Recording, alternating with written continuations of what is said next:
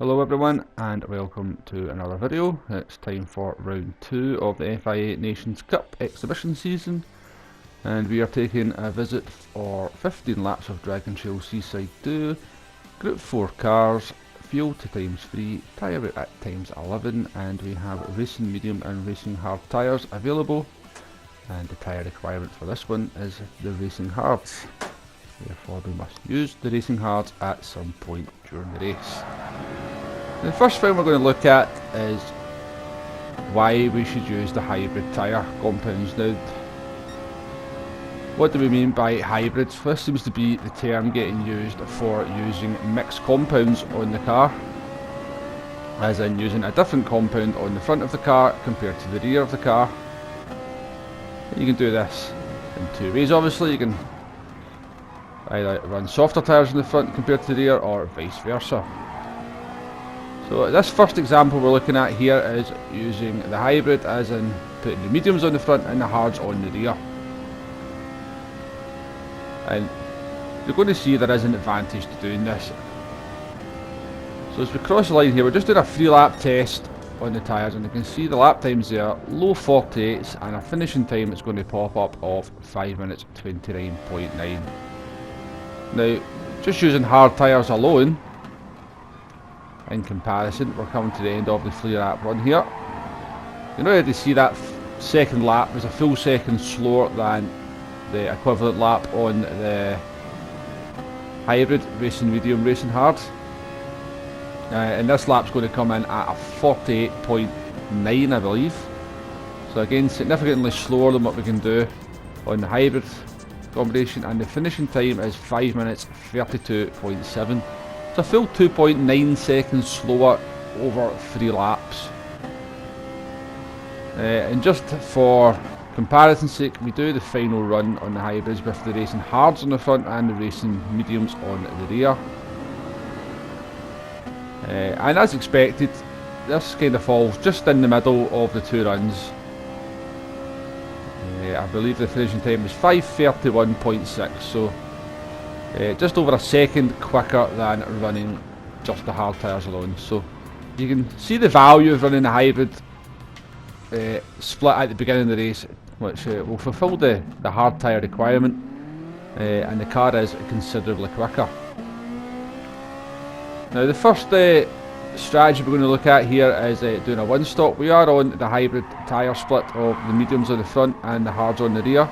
This can make the car a little bit tricky to drive. You've obviously got less grip on the rear, so it can induce a little bit of oversteer, particularly early on in the stint. Once the medium tyres wear out a little bit, that oversteer kind of gradually disappears. But it's that lack of stability on the rear is what actually makes the car so much quicker than just using hard tyres alone. You can see I got a perfect example here coming into that sort of tight turn. The back end steps out, gets the front rotated round, and lets us get on the power nice and early. Now, the car we are using here is the Ferrari 458 Italia. I didn't try too many cars, but I seen somebody doing really well with this one in a practice lobby race that I did, so I gave it a try, and it seems to be a very nice car round the track. No fuel concerns for this car at the very least. You can run flat out from start to finish without worrying about the fuel. I'm not sure if that will be the same for all Group 4 cars.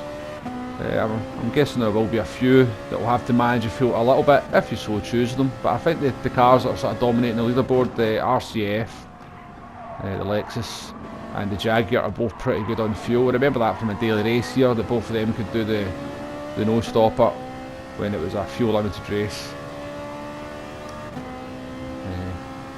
So we're coming in for our pit stop here on lap 7. Now, ignore the pit time here, which is 8.9 seconds. We're doing this in a lobby, and obviously this is a practice session, so if you might not know it, but sometimes the pit times between a practice session and an actual race can be different. So this is how a pit stop will be in the race. You can see there's a delay between the car coming into the pit box, into the pit lane and arriving in the box. Out we go, and you see the clock will stop there at 11.8 seconds, so just under 3 seconds slower than what our pit stops were in our practice run here. So we'll take all that into account when it comes to the finishing time. We'll just add a 3 seconds on to account for the pit stops being a bit quicker in a practice session. Having to run this test sessions in a lobby just because the tyre wear is at times 11. Whereas custom race only lets you put the tyre weight up to 10. So that's the reason for that. But I shall do all the maths, I'll take everything into account, and we shall compare the strategies at the end and see what's quicker. On to the last lap then of this one stop run. You see the tyres held up quite nicely up till lap 13, but they have kind of gone off for these last 2 laps. We are starting to struggle a little bit, so I think if I was going to do the one stop run, I would maybe sort of take into consideration looking after the tyres a little bit more, perhaps pit a lap later. I am planning on doing another one stop run later on, and I shall put my result of that in the comments. I do think I have a little bit more potential than what is on the screen here for the one stop run. Into this last corner here, or last sequence of corners, the left then the right. Tricky little corner. If you catch that curb too aggressively on the left hand side, it can just pull the car to the left and give you an awkward spin. So up to the finish line we come. Actually, you can see there I get plenty of fuel left over. That's despite my best efforts to use the fuel up. We cross the line there and finish with a 49.2. So skipping rapidly on to the next strategy we're going to take a look at, which is the 2-stop, using a hybrid tyres at the beginning and then doing 2 stints on the mediums.